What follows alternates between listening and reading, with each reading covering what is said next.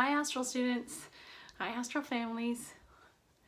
My name is Jen Greer and I am the school guidance counselor at Astral Drive Junior High. I miss you all very much and I thought it would be a good idea in these unprecedented times and in these very challenging times to send a video home that kind of covers some areas such as safety, trauma, the complex feelings that I'm sure you're feeling as teens, but that feeling in your families as well. First and foremost, I would like to say that if you have lost anyone in the events that have taken place in our province this past week, if you knew Constable Stevenson, if you knew any of the victims, and you've lost someone that you care about deeply, I want to offer my deepest condolences to you and your family. It's really hard to make sense of things when bad things happen. And that can cause a ton of very complex emotions that play out in different ways. For adults, we tend to let these kind of feelings come out in a certain variety of ways. And for you as teens, it can look a lot different. So I wanted to kind of touch base with you about that tonight. So I've been hearing from a lot of you through email or through telephone, and I've heard several themes come out in all of these conversations. I've heard from some of your parents as well and guardians, and I've had talks with them as well about how families are feeling during this time. And so I wanted to touch base about three things to start. So the first is feeling really overwhelmed.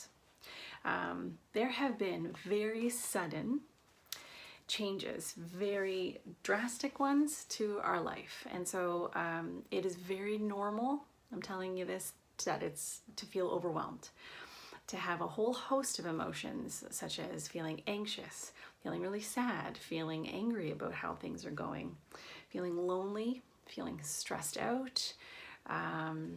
It is very normal to have these feelings of, gosh, this is just a lot, because it is, right? What's important though is that we try to find the key roots to why we're feeling that way, so that we don't kind of take it out on our family or friends or take it inward, start kind of getting hard on ourselves, which leads me to the other point. Are you feeling hard on yourself? Okay? I've heard from many of you, and this is pretty common for teens, but I've heard from many of you that you feel like you shouldn't be overwhelmed, like you should be able to handle it, or if you're angry or anxious or really lonely and depressed feeling, that means you're weak, or it means you're incapable or broken. This is not true, right? Having these feelings it signals to us about what we need. And so it's not a sign that you're weak or broken or incapable or that you're not strong. It's just a sign that you're needing something. So when we take a moment to understand what we're feeling, we're actually avoiding a ton of hardship. So a ton of kind of lashing out or hurting or arguing with people we love. And we're also avoiding that kind of inward stuff we do to ourselves, like, oh, I shouldn't feel this way, or oh, why do I always get like this, right? So taking that moment, and I say if you can take a moment in the morning or at lunchtime, whenever you wake up, to kind of go, all right, what are those key things I'm feeling right now? Am I feeling like kind of irritable and like on edge? Am I feeling sad or lonely today? Am I feeling fine today? But checking in with yourself and determining that is kind of really important to do as a young adult, because it's taking ownership and responsibility of how you feel. So if you can do that, it will help kind of avoid a lot of hardship. I just mentioned my third point, which is loss. I think a lot of us, including myself, we're all grieving, right? We've lost our schedules, our daily routines, our friends. We've lost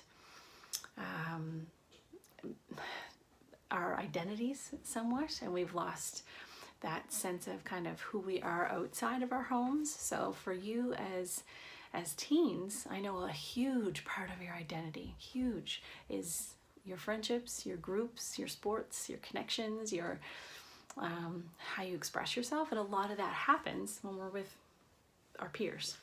So I imagine, and I've heard from a lot of you, that you feel like part of you is gone or that you've lost and that you're sad and grieving. And again, I'm going to say it's okay to feel that way. It's normal to feel that way, and let yourself feel that way. Something I wanted to show you tonight too is this. It's kind of big and bulky, so I'll try my best to show it. But this was a painting that was done for me by a student. Gosh, a long time ago now, probably 4 years ago now, 5 years ago now. And it's beautiful. This was a student named Katie, and I'll leave her last name out in case she doesn't want me to go further with that. But and she's a wonderful artist. Anyway, she made this for me because as a thank you gift. But I wanted to see if you can see these little things here. These little things floating down the river. And those are actually emotions. So this analogy was something that my mentor had shared with me long ago. And basically it means that our emotions in a healthy way do three things, right? We kind of have to acknowledge three things to remain healthy. The first is that we know where our emotions come from, right? Something happens, we feel scared, we feel sad, we feel angry, we feel happy. We know where they're coming from. Many of us get stuck there. We get stuck at the very first turn in the river, where we say, I don't even know why I'm feeling this way. I don't know where that feeling's coming from, or I'm just reacting. I don't even know. So that's why it's important to check in the mornings, and check in the afternoons and say, like, what am I actually feeling today? And how is that going to kind of come out in my behaviors or in my thoughts?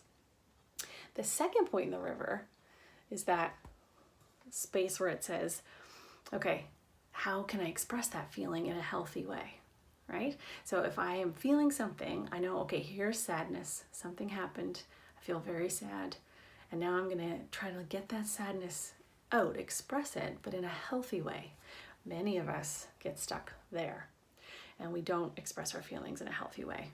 We take in tons of sugar, or we take in tons of, substance, or we go fighting with people for no reason, and maybe we turn to things that aren't healthy at all in order to get our feelings out. Right? So that's the second kind of thing to watch for being emotionally healthy. And finally, the third kind of bend in the river is that we know these feelings will pass with time, that we are moving forward always, that time moves it forward. And so some of us get stuck there and we think, okay, this is it. This is how I'm going to feel forever. I'm going to be anxious forever. I'm going to let that define me. Or I'm going to be depressed forever and I'm going to let that define me. Or I'm going to get angry and just stay angry, and that's going to define me. And so we have to recognize that our human experience, we're going to move forward. Things are going to shift, and things will, if we handle it correctly, things will subside in a healthy way. And the negative feelings will lessen. They may not go away all the way, but they will lessen. So I just love this painting, and I love that metaphor because it's kind of important right now with all these layers we have going on of COVID-19 and isolation, and with the shootings in Nova Scotia and the grief and loss. It just feels so important, I think, to kind of pay attention to how we're feeling. So after a traumatic event, we expend a lot of energy. Right? We're on a heightened sense of alert. We're anxious, we're afraid, we're not sure what's going on, and so we're expending a lot of energy.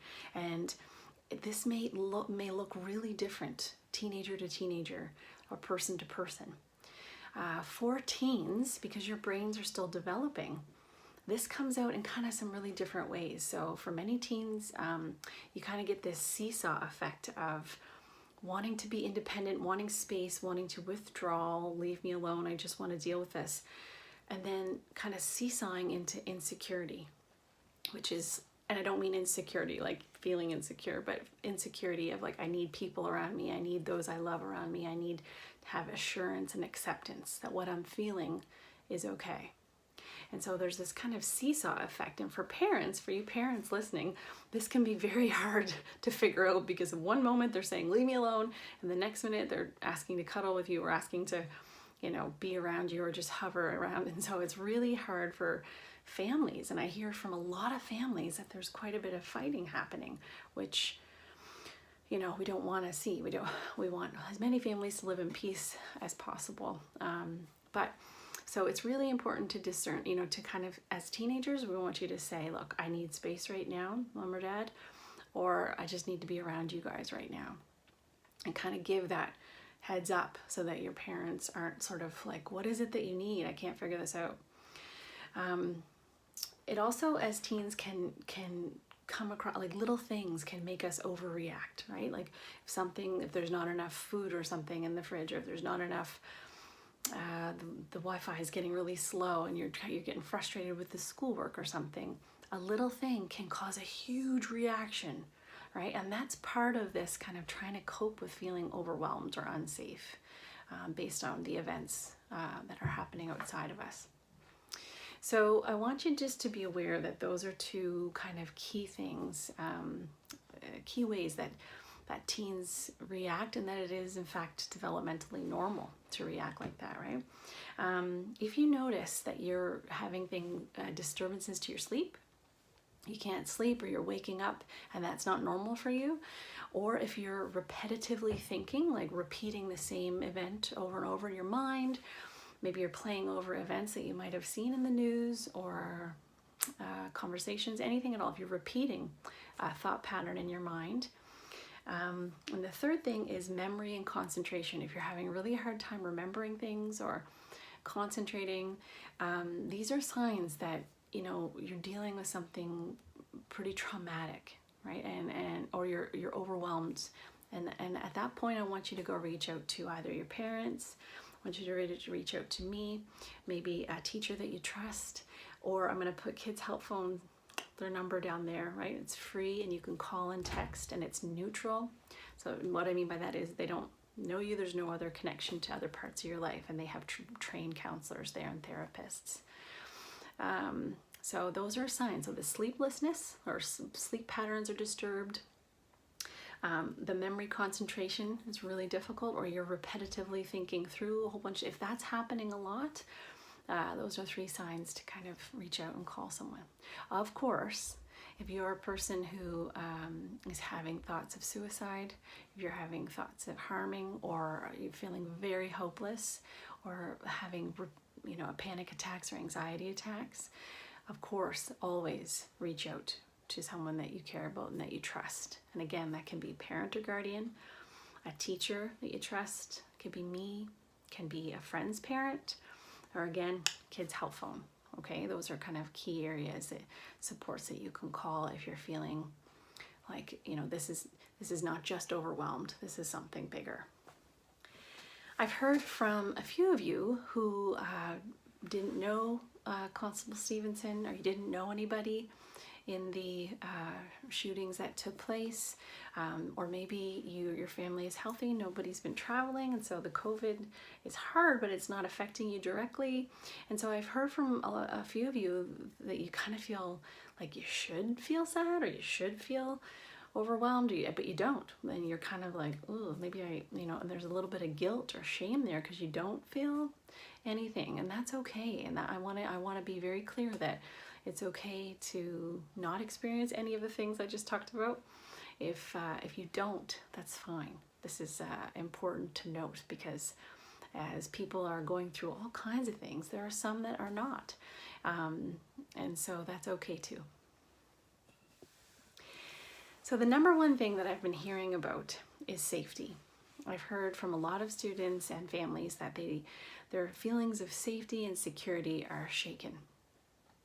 And so I want to share 3 really good strategies to kind of build that safety back into your homes or into your lives. Okay, the first has to do with an item. So if you have something in your home, even if it was something from when you were a little kid, I know this sounds weird, but I've had some grade 9 students try it, and even some young adults, like 20-year-olds, try it. So if you have something in your home, like a blanket from your grandma's, or a pillow from your cottage, or an old baseball hat from when you were a kid, or even your old teddy bear, your old blankie, whatever you have. I know that sounds crazy, but if you can bring those into a space that you feel safe in already. So if it's your bedroom, if it's like a living room, or if it's like I don't know, maybe you have some kind of space in your house that's yours, bring those things into that space. It could be a picture. It could be, I don't know, just a picture of someone you love that reminded you and always helped you feel safe and secure. It could be a smell. I've had a few students say, you know, every time I smell ginger cookies or molasses cookies, I think of my nanny, and she always made me feel really safe and secure. So, you know, having the smell of ginger somehow, maybe you can get like a little scent somehow that you can put in your room, right, to help you feel that feeling. It's really important that you're intentional and build safety back in. So when you're feeling unsafe, the things to do are, you have to kind of get practical with it so that you feel safe. The second thing to do is to talk to your families, and to not just talk about the facts, the who, what, when, where, why, even though those are really good to talk about. You want to talk about your opinions. So sharing your opinion about what has been going on, what you're feeling, what you're thinking about it, where you stand on some of these issues, can help us feel more secure, because we are kind of just making decisions in our minds about, okay, here's what I believe and here's what I think is good and not good, and these are my questions about why that's not happening. And as a family, you can kind of discuss where you are with these things. That can help your teenagers feel very secure and very safe, that they can talk to you about those things. If you don't have someone at home that you can talk to about that, I'm all ears, and your teachers are too. And so really discussing and kind of getting clear on your opinions is another great way to feel secure. Your thoughts, remember your thought, the power of your thoughts is major. And finally, the third way to feel really safe is to kind of create a bit of a safety plan. So if you're in your home and you're thinking, I'm not feeling really safe here, or if you're going for a walk and you're not feeling safe, if you can create like a practical plan for safety, what would you do if, where would you go, talk to mom and dad about that, who would you call? Having a safety plan in place is just a really great way to feel safe. Finally, I'm going to share one last thing. This is like a bonus. One last strategy for you to feel safe. And this is called, I can just feel some of my grade 9s rolling their eyes at me, but I'm going to say it anyway. This is called the butterfly hug. It sounds really, really silly. But what you do is you take your hands and you kind of hug yourself, right? Give yourself, I don't know if you can see me, but give yourself a big hug like this, but hold tight. Almost like you're going down the kamikaze, like a big water slide at Magic Mountain or something like that. So give yourself a big hug like this and hold really tight. And then with your fingers, you just kind of tap. Tap, tap, tap, tap, like that. So when you're tapping, it's just kind of making you feel kind of cozy, and then big deep breath. And if you can take 3 of those big deep breaths, that's a really great strategy for feeling safe. So big tightness and then the tapping, right? It's just a kind of a quick thing to do when you're feeling like things are not safe. One more bonus, I forgot one. Another strategy for building in safety is to go back into the past. Families, if you can talk about memories, show some old videos and pictures of when kids were little, and really kind of grow that sense of fondness. That's a really powerful way to build a sense of security around your children. Teenagers, if you want to go back and kind of pull some pictures out, print them out, make a collage, keep a picture, kind of maybe something on your phone that you can look at of a collage of pictures. Going into the past, into really good memories and kind of reflecting on them and feeling them again is a really awesome way to build in security and safety. As always, I sent this email about a month ago now. As always, getting outside, getting that fresh air, getting that movement in your body, and lots of water and lots of good food, those basic necessities that we need as humans is also really wonderful for helping you feel strong and secure. So even if that means you just take a big blanket because it's freezing out there and wrap yourself up in it and have a cup of hot chocolate outside on your deck, even getting that fresh air, that's a good first step.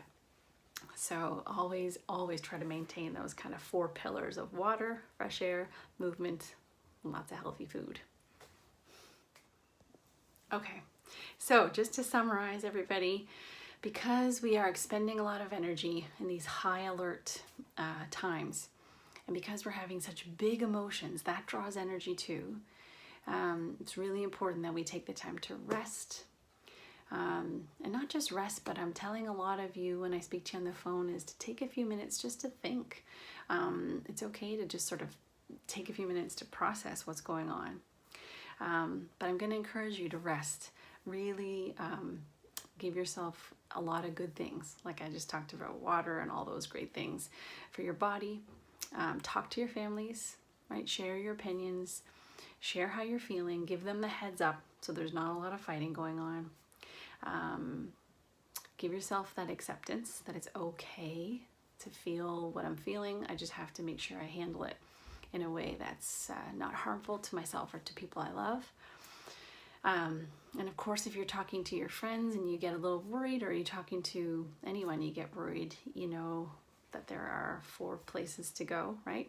A loved one, a trusted loved one, a teacher, or me, kids' health phone. And I'm just wishing you all a lot of health and happiness as we get used to things, and as we grieve, and as we process how life is happening right now.